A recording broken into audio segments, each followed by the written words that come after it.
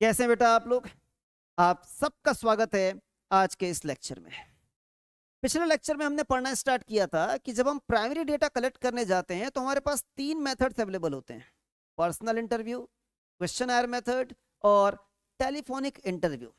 Interview वाले सारे method हम लोगों ने पिछले लेक्चर में कवर कर लिए थे, personal interview as well as telephonic interview. रह गया था हमारा क्वेश्चनर मेथड। तो आज के इस लेक्चर में हम क्वेश्चनर मेथड कवर करने जा रहे हैं। सबसे पहला सवाल तो यही उठता है कि सर आखिर ये क्वेश्चनर का क्या मतलब होता है। सिंपल सी बात है बेटा, हम डेटा कलेक्ट करने के पर्पज से सामने वाले से लिखित में सवाल पूछेंगे और सामने वाला बंदा हमें लिखित में जवाब देगा। इसे ही हम कहते हैं क्वेश्चनर मेथड। लेकिन क्वेश्चनर मेथड में आगे बढ़ने से पहले हमें इन तीन वर्ड्स का मतलब क्लियर होना चाहिए कि क्या होता है इन्वेस्टिगेटर, क्या होता है एन्यूमरेटर और क्या होता है रिस्पोंडेंट। इन्वेस्टिगेटर कौन होता है? वो बंदा जो इन्वेस्टिगेशन प्लान करता है, इन्वेस्टिगेशन कंडक्ट करता है इंडिपेंडेंटली। कुछ लोगों की मदद जरूर लेता है लेकिन वो सारा इन्वेस्टिगेशन खुद कर रहा होता है, वो बंदा कहलाता है इन्वेस्टिगेटर। क्या क्या काम करता है ये? इसको डेटा कलेक्ट करना है, कलेक्ट किए गए डेटा को क्लासिफाई करना है, क्लासिफाई करने के बाद उसका प्रेजेंटेशन करना है। डायग्रामेटिक प्रेजेंटेशन हो सकता है, टेबुलर प्रेजेंटेशन हो सकता है।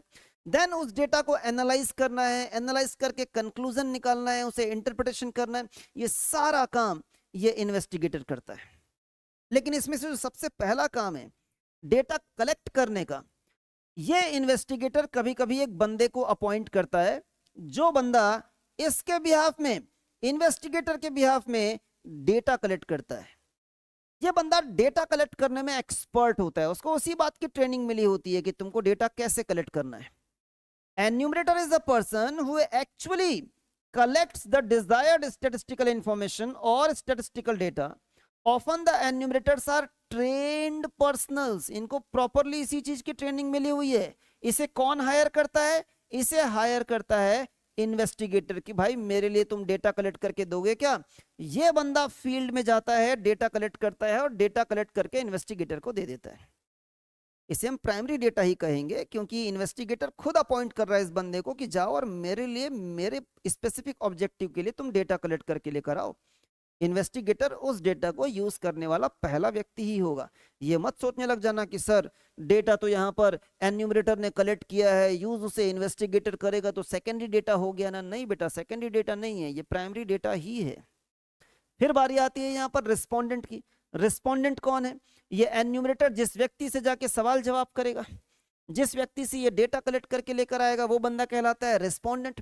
Respondent is a person who answers और responds the set of questions included in the questionnaire. अब जब मामला क्वेश्चनर का आता है तो फिर से दो मेथड्स हो जाते हैं बेटा। यहाँ पर रहेगा क्वेश्चन का लिस्ट हमारे पास, लेकिन यहाँ पर भी दो मेथड होता है, एक होता है मेलिंग और एक होता है एन्यूमरेटर्स मेथड। सबसे पहले हम यहाँ पर मेलिंग मेथड के बारे में जिक्र कर रहे हैं। क्या होता है ये? हम कुछ क्वेश्चंस की एक लिस्ट तैयार करेंगे लिखित में। ये क्वेश्चन की लिस्ट हम जो है वो प्रोवाइड कर देंगे रिस्पोंडेंट को। रिस्पोंडेंट उसमें से हर एक क्वेश्चन का आंसर करेगा और वो हमें वापस पोस्ट कर देगा हमारे पास। इस मेथड को हम कहते हैं मेलिंग मेथड। एक बार रीड करके देखते हैं कि बात यहां पर क्या लिखी हुई है। Questionnaire is prepared according to the purpose of inquiry. जिस किसी भी पर्पस के लिए मुझे इंक्वायरी करनी है, जिस किसी भी ऑब्जेक्टिव के साथ मुझे ये इन्वेस्टिगेशन करना है, अकॉर्डिंगली हम एक क्वेश्चन की लिस्ट तैयार करते हैं, हम क्वेश्चनर तैयार करते हैं। ये हमारा सबसे पहला स्टेप होता है। Such questionnaire is mailed to the respondent. ध्यान देना, मेल्ड का मतलब यहां पर ईमेल नहीं है, बाय पोस्ट हम रिस्पोंडेंट को वो क्वेश्चन की लिस्ट भेज देते हैं। फिर the respondent notes the answer against the questions. वो रिस्पोंडेंट जो है वो सारे सवालों के जवाब वहां पर लिखता है या टिक करता है, and returns the completed questionnaire to the investigator, और उसे वापस पोस्ट कर देता है। ठीक है। फिर जब हम आते हैं एन्यूमरेटर्स मेथड में तो इसमें क्या डिफरेंस होता है? कुछ खास डिफरेंस नहीं है। अगेन अगेन यहां पर क्वेश्चन की एक लिस्ट तैयार की जाएगी, लेकिन यहां पर जवाब लिखने की जिम्मेदारी रिस्पोंडेंट की नहीं है। हम एन्यूमरेटर से कहते हैं भाई हो सकता है कि रिस्पोंडेंट सही तरीके से जवाब लिखेगा, हो सकता है उसे सही तरीके से जवाब लिखना ना आए। एक काम करना, तुम जाओ उसके घर पर जाओ, ये क्वेश्चन की लिस्ट लेकर जाओ, उससे पूछते जाओ और पूछ पूछ के लिखते जाओ सारे सवालों के जवाब यहाँ पर। तो यहाँ पर क्वेश्चनर को फील करने की जिम्मेदारी, उसके आंसर्स लिखने की जिम्मेदारी रिस्पोंडेंट की नहीं होती है, यहाँ पर उसके आंसर्स लिख रहा होता है एन्यूमरेटर। आइए एक बार रीड करते हैं, बात आपको समझ में आएगी। A questionnaire is prepared according to the purpose of inquiry, but it is called schedule. Question की लिस्ट यहां भी है, क्वेश्चन की लिस्ट वहां भी है, लेकिन यहां पर जो क्वेश्चन की लिस्ट है उसे हम बोल देते हैं क्वेश्चनर, और वहां पर जो क्वेश्चन की लिस्ट है उसे हम बोल देते हैं शेड्यूल। ये काफी इंपॉर्टेंट डिफरेंस है बेटा, आपके एग्जाम में मल्टीपल चॉइस क्वेश्चंस में पूछा जाता है, ध्यान रखना। ये भी क्वेश्चन की लिस्ट है, ये भी क्वेश्चन की लिस्ट है, कोई डिफरेंस नहीं है दोनों लिस्ट में। लेकिन अगर जवाब रिस्पोंडेंट खुद लिखने वाला है तो उसे हम कह देते हैं क्वेश्चनर, और जवाब अगर एन्यूमरेटर लिखने वाला है तो हम उसे कह देते हैं schedule. Enumerator himself approaches the respondent, खुद जाता है, वो लेटर बाय पोस्ट नहीं भेजते हैं, खुद एन्यूमरेटर लेकर जाता है। And after seeking information from the respondent, schedule is field by the enumerator himself, स्वयं एन्यूमरेटर वहां पर क्या करता है, जवाब लिखता है। यही डिफरेंस होता है बेटा दोनों के बीच में, इसके अपने फायदे नुकसान है, उसके अपने फायदे नुकसान है। ये सस्ता होता है क्योंकि बाय पोस्ट आपको क्वेश्चन भेजना है, बाय पोस्ट क्वेश्चन वापस आना है।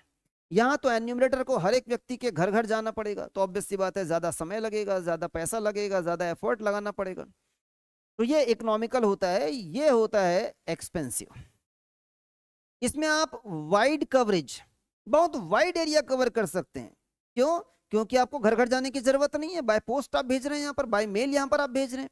इसमें आप ज्यादा वाइड एरिया कवर नहीं कर सकते हैं, लिखा नहीं है यहाँ पर उसका डीमेरिट है, आप ज्यादा वाइड एरिया कवर नहीं कर सकते। इसका डीमेरिट क्या लिखा हुआ है, लैक ऑफ इंटरेस्ट, ये बहुत बड़ा डीमेरिट है इसका। आप किसी को बाय पोस्ट उसके घर पे एक क्वेश्चन की लिस्ट भेज देते हैं और उससे आप उम्मीद करते हैं कि वो सारे सवालों के जवाब लिखेगा और वापस आपको पोस्ट करेगा। बहुत सारे लोग इसमें कोई इंटरेस्ट नहीं दिखाते हैं, वो उसे मोड़कर डस्टबिन में डाल देते हैं, बोलते कोई मतलब नहीं, हमको नहीं देना जवाब। तो बहुत सारे लोग यहाँ पर इंटरेस्ट नहीं दिखाते हैं। ये लेस एक्यूरेट होता है क्योंकि जो रिस्पोंडेंट है हो सकता है कि वो प्रॉपर तरीके से आंसर करे या सही तरीके से आंसर ना कर पाए, इसलिए वो लेस एक्यूरेट होता है। लेकिन एन्यूमरेटर तो एक्सपर्ट है ना बेटा, अगर उसको स्वयं को शेड्यूल में जानकारियां भरनी हो तो फिर वो तो क्या करेगा, बहुत सही तरीके से जानकारी भरेगा। इसलिए यहाँ पर एक्यूरेसी होती है, ये कंप्लीट होता है, इसमें कोई भी इंफॉर्मेशन इनकम्प्लीट नहीं रह जाती है क्योंकि हमने एक एक्सपर्ट को लगा के रखा हुआ है, इसीलिए तो इस बंदे को हायर किया हमने। डीमेरिट इसके होते हैं कि एक्सपेंसिव होता है, और कभी कभी ये जो एन्यूमरेटर होता है वही नालायक होता है। हमने उसको एक्सपर्ट समझकर अपॉइंट किया था और वो बंदा खुद नालायक निकला, तो क्या खाक वो ढंग का डेटा कलेक्ट करेगा हमारे लिए? ठीक है, तो ये इसका एक डीमेरिट वाला छोटा सा पॉइंट होता है। एक अच्छे क्वेश्चनर की क्या खासियत होती है, कौन सी क्वालिटी होनी चाहिए एक गुड क्वेश्चनर में? जो क्वेश्चन की लिस्ट आप तैयार कर रहे हैं काफी सोच समझ कर और अच्छे तरीके से आपको तैयार करना चाहिए। पहला यहाँ पर लिखा हुआ है number of question should B limited. पता चल रहा है आपने पूरे क्वेश्चन की फहरिस्त तैयार करके रखी हुई है, सैकड़ों सवाल पूछने आप सामने वाले व्यक्ति से, सामने वाले व्यक्ति जवाब देते देते थक जाएगा। आपको सिर्फ वही सवाल पूछने चाहिए जो जरूरी हैं, लिमिटेड मात्रा में सवाल पूछने चाहिए, सबसे पहली बात तो ये। दूसरी बात यहाँ पर है the language if the question should B simple, sorry यहाँ पर ऑफ आना चाहिए, the language of the question should B simple. पता चल रहा है आपने इतने कॉम्प्लिकेटेड लैंग्वेज में, लैंग्वेज इंग्लिश ही है या हिंदी ही है, लेकिन आपने इतने कॉम्प्लिकेटेड तरीके से सवाल पूछा है कि सामने वाला बंदा समझ ही नहीं पा रहा है कि इसमें क्या लिखा हुआ है। तो आपको सिंपल तरीके से क्वेश्चन को फ्रेम करके वहां पर पूछना चाहिए, लैंग्वेज उसकी अच्छी रखनी चाहिए। Next, question should be placed in proper order, जो क्वेश्चन का सीक्वेंस है वो प्रॉपर होना चाहिए। पता चल रहा है आप पूछ रहे हैं कि आपका ग्रेजुएशन कब कंप्लीट हुआ, फिर आप पूछ रहे हैं कि आपका 12th कब कंप्लीट हुआ था, फिर आप पूछ रहे हैं कि आपका जन्म कब हुआ था। तो भाई पहले आप सीक्वेंस में पूछ लीजिए जन्म कब हुआ था आपका, फिर आपने ग्रेजुएशन कब हुआ, 12th का एग्जाम कब क्लियर किया, फिर आपका ग्रेजुएशन कब हुआ। तो सीक्वेंस का भी खास ख्याल रखना पड़ता है कि कौन से सीक्वेंस में आप सामने वाले व्यक्ति से सवाल पूछ रहे हैं।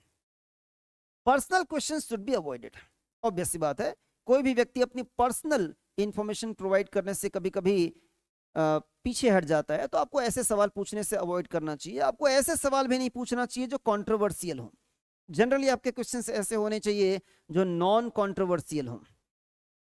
Questions involving calculations should be avoided. बहुत सारे लोग कैलकुलेशंस पसंद नहीं करते हैं, मैथमेटिक्स से हेट करने वाले लोग होते हैं ना बहुत सारे। हाँ, तो क्वेश्चंस में जनरली आपको कोई कैलकुलेशन वाला सवाल नहीं पूछना चाहिए, अदरवाइज सामने वाला व्यक्ति उसका जवाब नहीं ही देगा।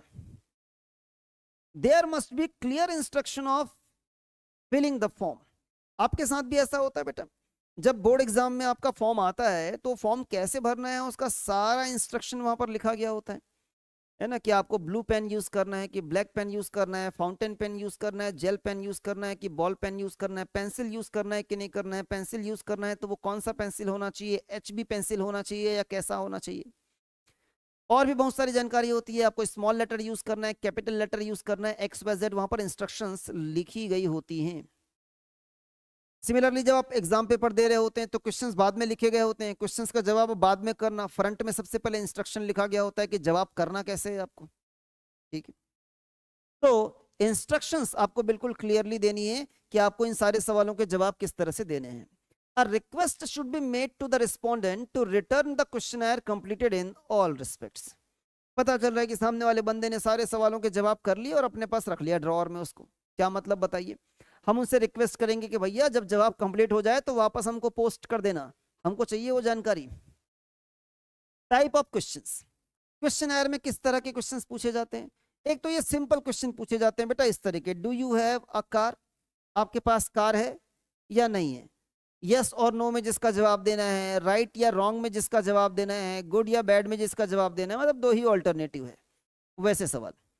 दूसरा सवाल होता है जिसे हम कहते हैं मल्टीपल चॉइस क्वेश्चंस। जैसे कि सवाल देखते हैं यहाँ पर, what is your mode of convenience from home to college. आप घर से कॉलेज जाने के लिए क्या यूज करते हैं? अपने पैरों से चल के जाते हैं, साइकिल यूज करते हैं, बस यूज करते हैं, स्कूटर यूज करते हैं, ये ऐसे सवाल होते हैं। स्पेसिफिक इंफॉर्मेशन क्वेश्चन, मतलब हम आपको ऑप्शन नहीं दे रहे हैं, क्योंकि ऑप्शन देना चालू करेंगे तो बहुत लंबी लिस्ट हो जाएगी वहां पर। आपको वन वर्ड में आंसर बताना है कि क्या है इसका, एक स्पेसिफिक आंसर बताना है। जैसे in which class do you read, आप कौन सी क्लास में पढ़ाई करते हैं, तो आप बताइए, यहाँ पर हम ऑप्शंस नहीं दे रहे हैं आपको।